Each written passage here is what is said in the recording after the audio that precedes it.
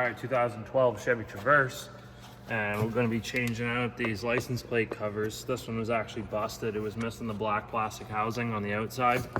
It's literally just this piece with the light bulb socket installed, and then the glass, the plastic portion, like that installed. So you have to get this out first of all. If you're going to take these out, even just to change the license plate light bulbs, you cannot get in from underneath. The bumper wraps around and there's no way to get in behind it, which is pretty stupid. But anyhow, in case you're wondering how to get these out, you can see on the back of this housing there is a plastic tab that needs to be pushed in so that you can remove it from the bumper. So that plastic tab, you can use something like a 90-degree pick, or you might even be able to get in there with a flathead screwdriver.